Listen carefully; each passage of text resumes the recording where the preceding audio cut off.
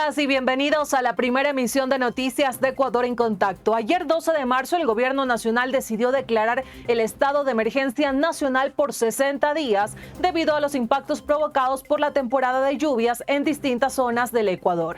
La medida fue emitida a través de la Secretaría Nacional de Gestión de Riesgos tras registrarse afectaciones en la población, la red vial, la infraestructura y los medios de vida. Con este tema abrimos el noticiero. Revisemos los principales titulares.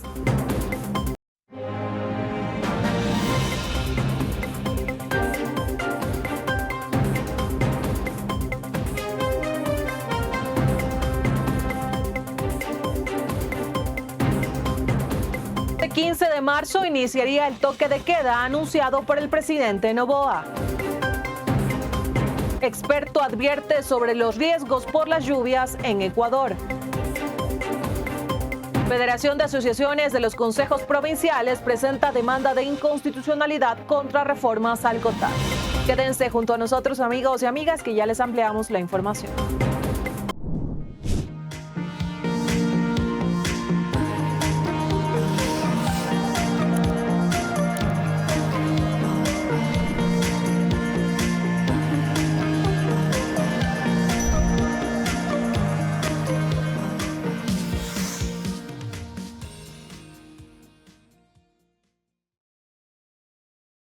Iniciamos y las lluvias continúan generando emergencias en el país, con miles de personas afectadas y daños en infraestructuras en varias provincias del país.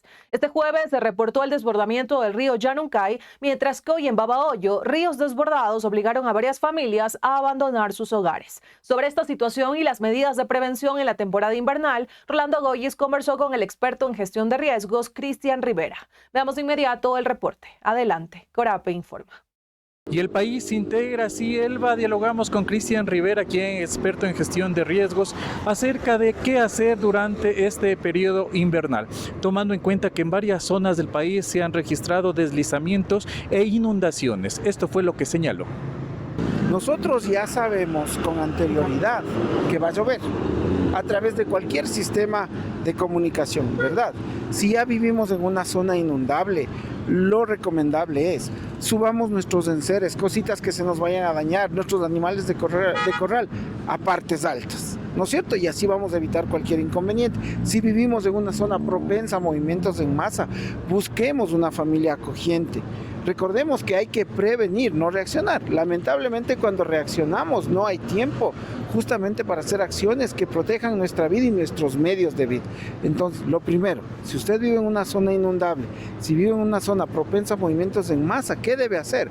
Por favor, vaya a partes altas, busque una familia acogiente, un área de refugio temporal, haga el plan familiar de emergencia, que es el plan familiar de emergencia, dar un rol a cada uno de los integrantes de la familia para saber qué hacer cuando se inunda la casa, cuando se viene el deslave o capaz que podríamos tener un terremoto, una activación volcánica. Eso hay que hacer.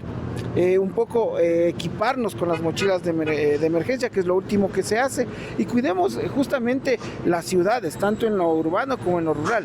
No botemos basura a las alcantarillas, no permitamos que boten escombros en las quebradas, y lo más importante, organicémonos para hacer sistemas de alerta temprana. Que a mí me diga que se está inundando en mi barrio, que se ha desbordado un río. Miren lo del río Yanuncay en Cuenca, todo lo que se produjo. Y es porque los sistemas de alerta temprana no estuvieron adecuadamente calibrados o atentos para reportar que esto se producía. Entonces, reflexionemos algo. No es que la naturaleza sea mala. La naturaleza tiene memoria y reclama su espacio. Por lo tanto, cuando hay inundaciones, deslizamientos de tierra, lo único que hace la naturaleza es buscar esos espacios donde lamentablemente el ser humano ha invadido, ha hecho actividades que no estaban permitidas, los asentamientos ilegales. Y entonces, si nosotros hacemos un trabajo mancomunado con los municipios y comunidad, posiblemente vamos a reducir el impacto de las lluvias y de las inundaciones. Ha reiterado que el país debe tener una política de planificación en torno a estos eventos naturales y no solo ser reaccionario ante las dificultades y también deslizamientos e inundaciones que se presenten. Con esto retornamos. Corape informa. Y el Ecuador se integra y este domingo 15 de marzo se aplicará en Guayas, Los Ríos, Santo Domingo y El Oro el toque de queda anunciado por el presidente Daniel Noboa, que regirá inicialmente desde las 11 de la noche hasta las 5 de la mañana. Frente a esta medida, recordemos que el ministro del Interior, John Reinberg, invitó a la población a permanecer en casa. Nicole Mendoza analizó el alcance de la disposición con el abogado penalista Cristian Zambrano. Veamos de inmediato el reporte. Corape informa. Y el país se integra, así es Elvi. El abogado penalista Cristian Zambrano recalcó que históricamente en el Ecuador los toques de queda y también los estados de excepción no han dado buenos resultados, especialmente para combatir el crimen organizado. A continuación vamos a escuchar su análisis, especialmente para conocer qué implica este toque de queda que iniciará el 15 de marzo en 4 provincias del país. Un toque de queda es una medida excepcional, dura, porque implica realmente una absoluta limitación a la libertad de tránsito de las personas y sobre todo restringir su espacio vital al domicilio de ellas, o sea, no pueden salir en el horario que se especifique. Ahora, una medida de tal gravedad que es tan excepcional, amerita que todas las personas donde se va a aplicar esa medida conozcan los detalles de esa situación para que tengan claro por qué está establecida la obligación de permanecer en sus domicilios en el horario y en las fechas indicadas. ¿Por qué? Porque obviamente hay claramente una restricción de derechos y ante una orden de autoridad incluso pueden verse en una situación de estar frente a cometer una conducta penalmente relevante, como puede ser la desobediencia a las órdenes de las autoridades legítimamente establecidas. Hay un hecho incontrastable aquí, o sea, y es que la situación de narcotráfico y los temas afines en los que opera el crimen organizado no han bajado. O sea, el crimen organizado lo que hace es, al verse presionado de un lugar, moverse a otro lugar.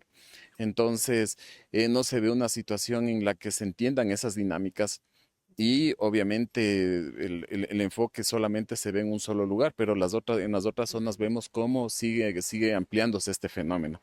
Entonces, yo creo que estas medidas han demostrado no ser efectivas y obviamente también considero yo que es una visión hasta un poco miope del fenómeno que estamos viviendo, porque no solamente es el tema de las muertes violentas, sino que se tiene que analizar otro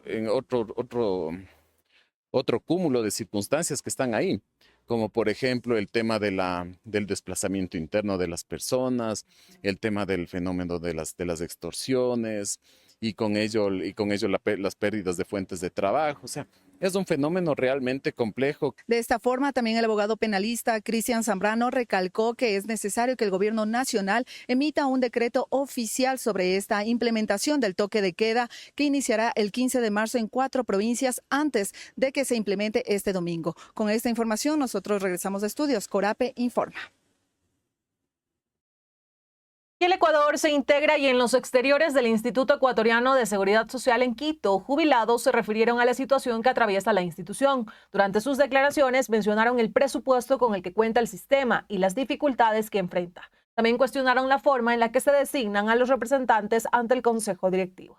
Orlando Goyes nos amplía las voces de los jubilados. Corape informa. Y el país se integra. Saludos cordiales y mediante unas declaraciones aquí en los exteriores del Instituto Ecuatoriano de Seguridad Social, el Frente de Defensa del IES dio a conocer algunas observaciones sobre lo que está pasando en la entidad. Han señalado y han ratificado que existe una crisis. Esto fue lo que dijo José Ortiz y también Gustavo Cedeño. Yo realmente sé que no hemos llegado a nada. O sea, sigue en el mismo estado. Y lo peor de todo, que se sigue sacando más dinero del Seguro Social. Hace 2 meses sacó el señor presidente 355 millones de dólares en bonos. Entonces, ese es el gran problema. La otra, los gremios de la UNE Nacional, especialmente de la costa, de Guayaquil y otras provincias, se quejan de que no se le paga a los distritos los aportes al IES. De acuerdo a la ley, el Estado ecuatoriano y cada uno de sus ministerios y unidades que dependen del gobierno central, del fisco, tiene que cancelar los aportes y los fondos de reserva mensualmente. Entonces esto es inaudito. El IES no está bien, pero sin embargo vean ustedes, ¿cuál será el poderío económico del IES? que tiene más de 15.000 millones de presupuesto, 15.000 millones de dólares, que hasta ahora sigue sosteniéndose, bataleando con serias dificultades de todo tipo, con la intromisión de la politiquería en el seguro. Eso ha sido casi un siempre, con muy pocas excepciones. En este momento no hay ni siquiera el representante de ustedes, afiliados ni de jubilados. No son capaces de nombrar un representante. Las decisiones se están tomando con la representación del representante del Ejecutivo y de las cámaras. Y digo cámaras porque de acuerdo a un decreto del Congreso Nacional, a la ley, una reforma de la ley, deberíamos de elegir todos los afiliados y los jubilados a nuestros representantes. Ha mencionado de la misma manera que esperan en los próximos días reunirse con las autoridades del Consejo Directivo del IES y también han solicitado una reunión con el presidente de la República, Daniel Noboa. Han mencionado que es importante que las autoridades tomen cartas en el asunto. Con esto retornamos. Corape informa. Y el Ecuador se integra. Pasamos de inmediato a otros temas y servidores públicos provinciales expresaron su rechazo a las reformas al COTAD y advirtieron sobre las posibles afectaciones que generarían. Señalaron que solo en la provincia de Pichincha alrededor de 360 funcionarios podrían ser desvinculados. Además indicaron los impactos en los servicios que se brinda a la ciudadanía. Nicole Mendoza realizó un reporte y nos cuenta más. Corape informa. Y el país se integra, así es, Delvia, ante esta demanda presentada por la Federación de Asociaciones de Consejos Provinciales del Ecuador. Recalcaron que cientos de servidores públicos se verían afectados ante las reformas al COTAD. Vamos a escuchar a continuación los detalles sobre las implicaciones y qué vulneraciones de derechos contempla la Federación. Nosotros, los servidores públicos provinciales, somos los principales y más fieles testigos del trabajo que realizan los GATS en las comunidades, en los sectores rurales, en los barrios, y precisamente somos los que vemos y palpamos cómo se van a afectar principalmente a la ciudadanía, por un lado. Por otro lado, además, solo en el caso de Pichincha, 360 compañeros serían desvinculados que están bajo la figura de contrato, ¿no?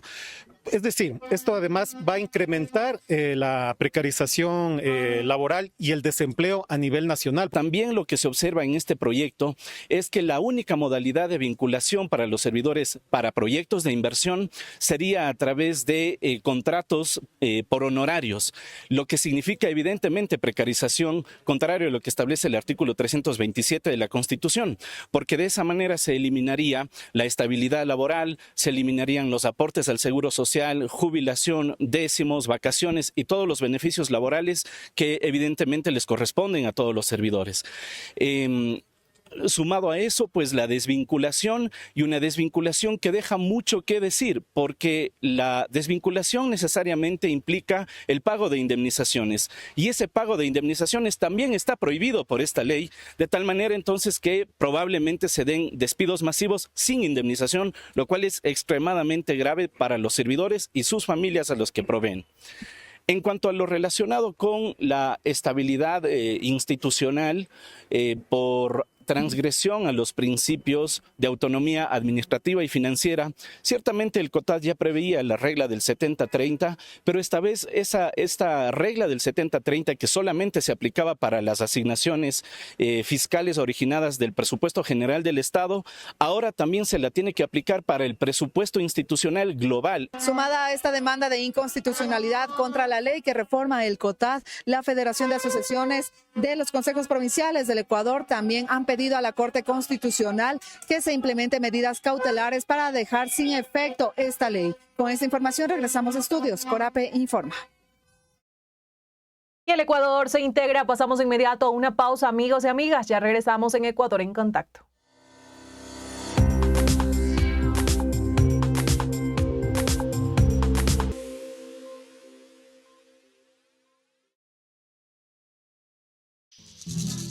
Suakratnyuam. Nukwaj dana, wetnesam nankamakja. Irut kamuruinia nukwach hurimtikin, papi aim kiamusuro chichartak.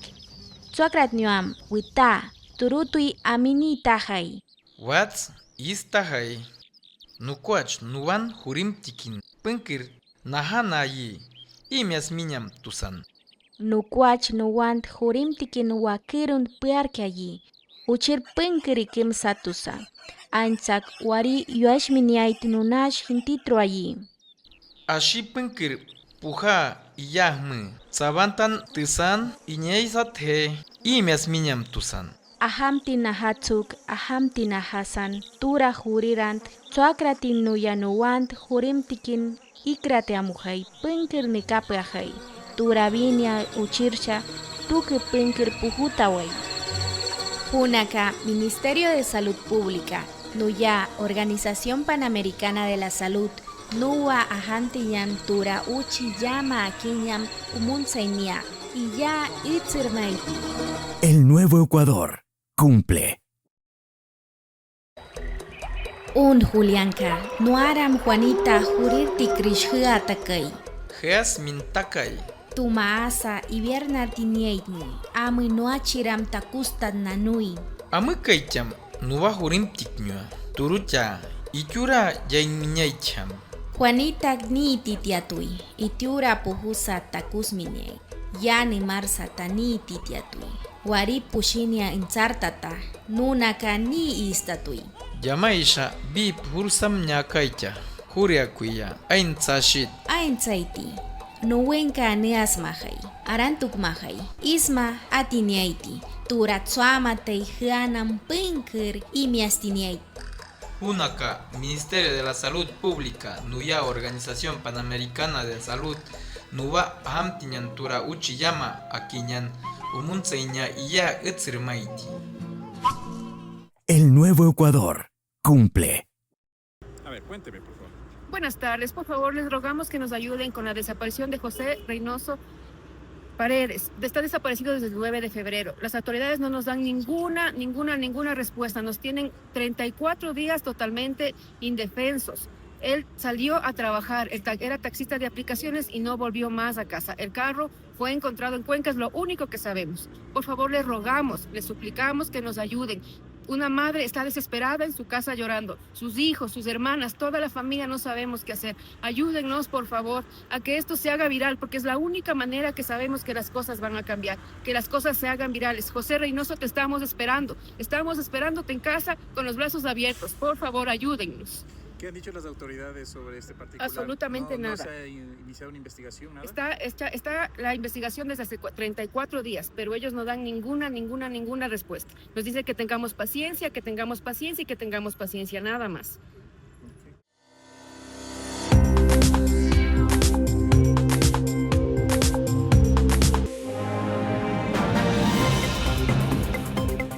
Querida audiencia, y con este tema culminamos nuestra primera emisión de noticias. Invitados e invitadas a que estén pendientes de Corape Digital TV para informarse de lo que está ocurriendo en el país. Un abrazo y provecho para quienes están almorzando.